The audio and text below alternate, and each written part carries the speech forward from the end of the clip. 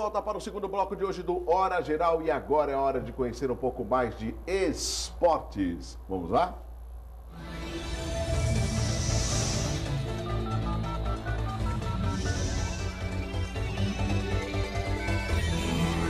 Eliminado da Copa do Brasil Sub-17, o Santos Futebol Clube joga pelo Campeonato Paulista da categoria no próximo sábado contra a Portuguesa Santista. Sabe que horas? Às 10h45 no Urico Mursa.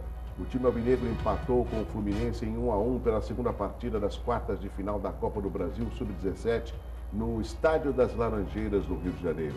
Com o resultado, o tricolor se garantiu na semifinal do torneio.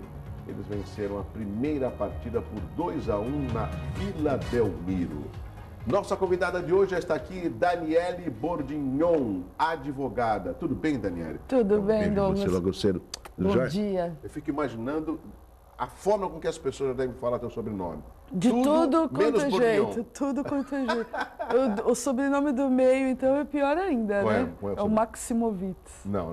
Vamos parar por aqui, mais fácil. Desde escola, né? Desde pequenininha, era bullying na chamada. Já. Tudo bem, Daniele? Tudo bem, tudo A bem. Daniele é uma amiga, já esteve aqui no Hora Geral, ela é advogada e a sua causa é uma causa que surgiu na dor. Lógico que alguns dos nossos telespectadores não conhecem. Você poderia resumir a partir de quando que você criou coragem e começou a promover a ajuda das pessoas portadoras de câncer que encontram dificuldades, às vezes num tratamento, às vezes no medicamento. Eu queria que o seu relato fosse explicitado aos nossos telespectadores. Bom dia. A minha história diretamente com o câncer e com os direitos do paciente, principalmente do paciente com câncer, começa 10 anos atrás. Com a doença do meu pai, que teve câncer no cérebro, lutou durante 6 anos contra a doença, vindo a falecer em janeiro de 2013.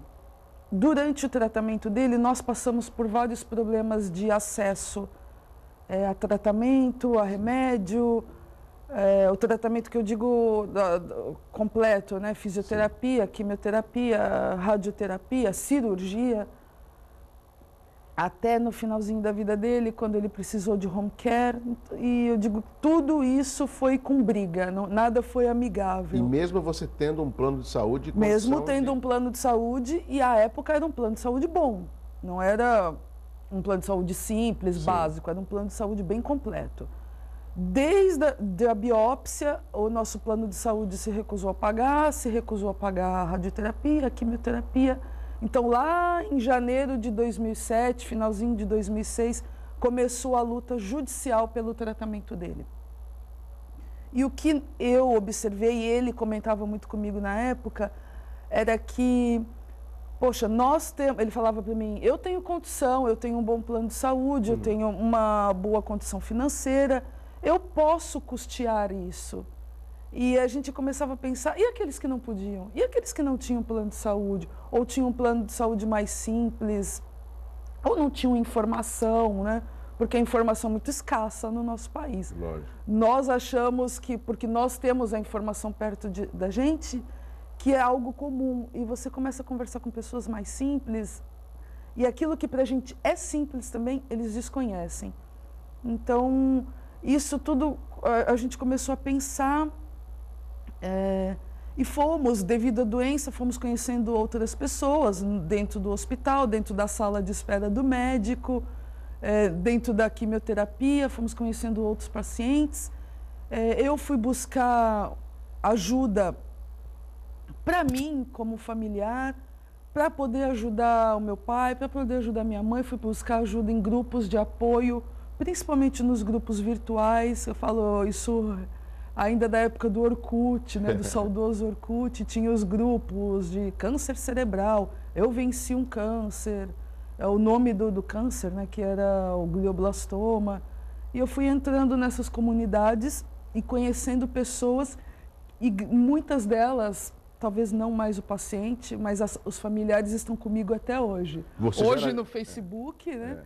E a gente está junto e a gente relembra as histórias do que a gente passou juntos, porque muitas eu não conheço pessoalmente, mas eu acompanhei a história, acompanharam a minha, e a gente acabou se tornando íntimo. E aí começa a minha história, né? Foi a razão de você procurar a universidade para fazer direito também ou não? Não, eu me formei em direito em 2003, mas não quis trabalhar com direito na época. Não era muito apaixonada pelo direito.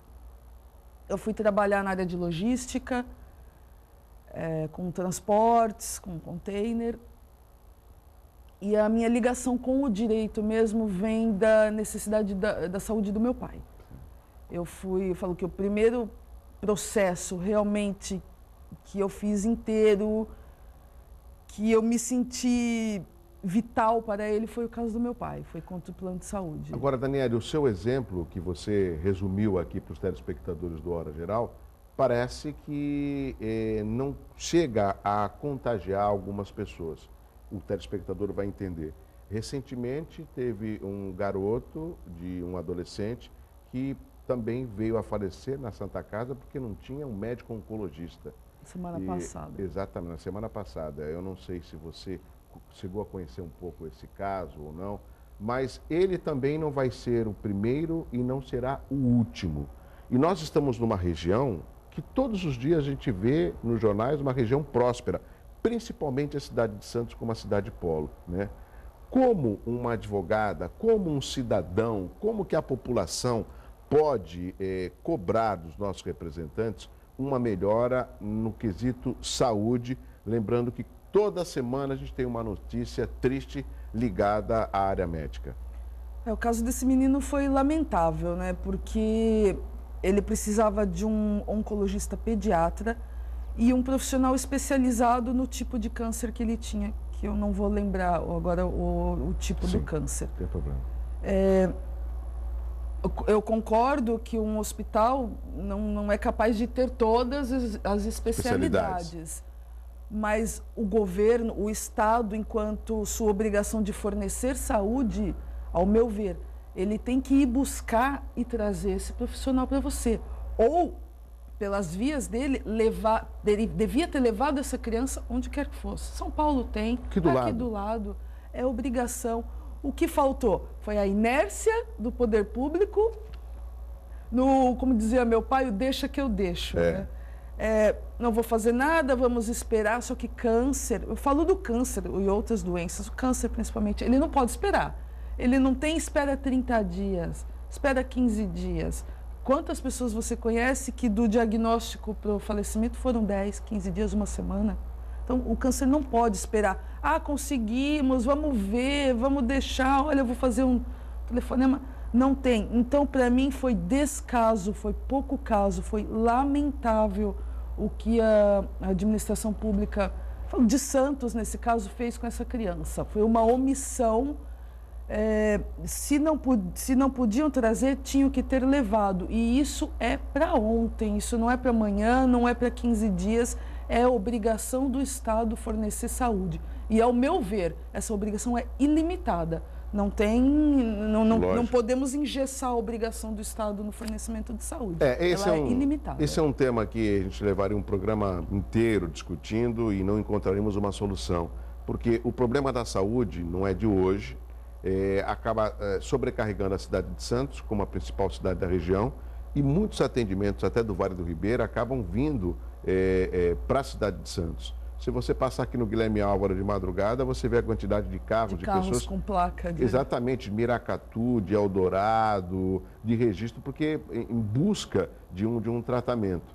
Toda a oncologia, né, do Vale, da Baixada Santista, Litoral Norte, isso, é feita em Santos. Então, essa sobrecarga, ela não vem de um ano atrás, de 2.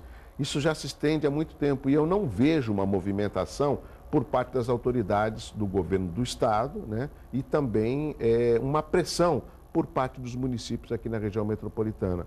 Porque o próprio doutor Davi Uip, na qual eu contesto o que ele relatou já recentemente, ele falou no final do ano passado que não havia necessidade, porque o Hospital dos Estivadores e o Hospital de Itanhaém suprem a necessidade. só esqueceram de informar o secretário de saúde que o estivadores nem está funcionando e não foi entregue, e o de Itanhaém também ainda está terminando as suas obras. Então, é isso que a gente fica chateado quando vê um homem público falar algo como se fosse assim, ó, vão inaugurar o hospital daqui a um ano, então ninguém fica doente durante um ano.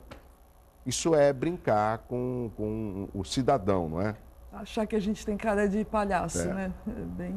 Agora, Daniele, você também está à frente de uma nova campanha, parece de uma menina. Eu queria que você contasse um pouco mais sobre a história dela e que campanha e como que o telespectador do Hora Geral pode ajudar. Nós temos até fotos, que enquanto você explicar, a gente vai mostrar as fotos. Quem me acompanha, quem me conhece há algum tempo, sabe da minha ligação especial com a menina Isadora. A Isadora eu conheci ainda no Orkut, eu falei. A mãe dela, em 2011, desesperada, pedindo ajuda para comprar um remédio que a justiça, na época, já estava negando. Que Isso era em 2011? 2011, em julho de 2011, se eu não me engano. A mãe dela estava desesperada atrás de ajuda financeira para custear esse medicamento, que era o Temodal, o mesmo remédio que meu pai tomou. É um remédio diário? É uma quimioterapia. É uma quimioterapia. E é caro? Muito caro. Na época, então, era muito mais caro. O meu pai, quando tomou, cada 5 dias de quimioterapia custava R$25 mil. 25 mil? Cada 5 dias. Meu Deus do céu. E era muito comum naquela época, ainda é, mas vamos dizer que era mais naquela época, a justiça negar o acesso. E a Isa, acho que na época já estava na 3ª cirurgia do cérebro, desenganada pelos médicos de Santa Catarina. E essa mãe, desesperada, fazendo apelo em rede social, pedindo ajuda dos moradores da cidade dela. Eles são de Itajaí, Santa Catarina. Foi quando eu conheci, eu vi o relato, eu vi a menina e 3 coisas bateram em mim. A menina tem, né? A Isa está viva, ela tem o mesmo tipo de câncer que meu pai tinha, ela tem a mesma idade da minha filha, Maria Eduarda, e ela é de Itajaí. Eu morei em Balneário Camboriú, né, que é a cidade vizinha de Itajaí, trabalhei em Itajaí por 2 anos, então achei isso uma coincidência, né? E aí isso te tocou para tentar ajudá-la? E eu entrei em contato com a mãe, me identifiquei, meu nome é Daniele e tal, e eu gostaria de saber o que você precisa e procurar te ajudar de alguma forma. Na época, eu comecei a fazer a campanha para arrecadar dinheiro para comprar o Temodal. Para comprar comprimidos que fossem, que eu sabia que tudo seria difícil. O meu pai ainda estava em tratamento no Sírio-Libanês. Eu fui numa das sessões de quimioterapia com ele lá no Sírio, fui na enfermagem, na farmácia do Sírio-Libanês e pedi doação de remédio. Entre eles, esse pedi do Temodal, se por acaso eles teriam lá. E eles me doaram, porque muitos pacientes do Sírio-Libanês, quando vêm a falecer, a família doa dentro do Sírio. Vão na enfermaria, vão na farmácia do Sírio-Libanês e deixam ali medicamentos que esse paciente, esse familiar usou. Então eles me doaram medicamento Temodal de pacientes que vieram a falecer e foi doado. Eu mandei por Sedex, por ônibus, eu colocava no ônibus aqui em Santos e mandava para a Isa. E aquilo começou a vir na minha cabeça, peraí, a gente pode fazer mais por essa menina. E ainda não conhecia pessoalmente. Liguei para a mãe dela, liguei para a avó, conversei com a família toda, perguntei se eles confiariam em mim em permitir que eu trouxesse a menina para São Paulo, caso eu conseguisse aqui profissionais que aceitassem atender ela. E aí a mãe me fala nesse momento que era o sonho dela, mas que São Paulo, ela nem conhecia São Paulo. São Paulo era um sonho. Falar em São Paulo para ela era inimaginável, era inatingível. Era o que você precisava também para poder ajudá-la, né? E consegui aqui com empresários de Santos, com pessoas da área da comunicação, alguns jornalistas, que fizeram uma campanha junto comigo. Eu consegui doação de passagens, consegui doação de cesta básica, consegui a consulta médica no Sírio-Libanês com o melhor profissional especializado em tumor cerebral. Eles se comoveram com a história da Isa E desde 2011 esses profissionais vêm atendendo essa menina. Ela passou por cirurgia no final do ano passado, pela acho que a 5ª cirurgia. O médico que operou doou os honorários dele. E uma cirurgia dessa, eu te falo, sem brincadeira, está em torno de R$70 mil. Meu Deus do céu. Ele doou os honorários, a cirurgia foi na Beneficência Portuguesa de São Paulo. Essa foto que nós estamos da Isa é uma foto recente? Produção, vamos colocar a foto da Isa? Essa foto é de setembro de 2013. A Isa é muito fã de uma blogueira, a Alice Salazar. E eu consegui trazer a Alice Salazar lá de Porto Alegre para Santos, para dar uma palestra aqui. Hoje a Isa está onde?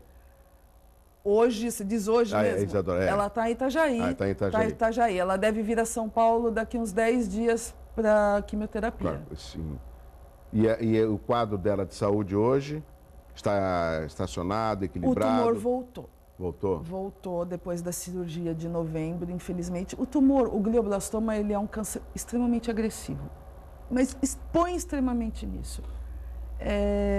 A ciência diz que se você fizer uma cirurgia e retirar 99,99% desse tumor numa cirurgia, em 30 dias ele volta ao tamanho original dele. Mesmo com quimioterapia? Porque nunca você consegue tirar 100%. Ele é infiltrativo, né? Então, vamos supor que você consiga 99,99%.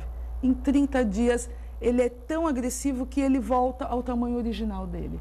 Daniela, eu vou pedir sua licença, eu tenho que chamar um intervalo comercial. Na sequência, a gente vai continuar falando mais sobre esse tema e falando também da presidente Dilma, que sancionou o uso da fosfoetalonamina. Será que essa é uma boa notícia para as pessoas com câncer? Qual a sua análise com relação a essa liberação, apesar de que alguns médicos dizem que ainda não tem na literatura uma comprovação da eficácia da fosfoetalonamina. Mas tudo isso a gente vai discutir depois do intervalo. Eu volto já.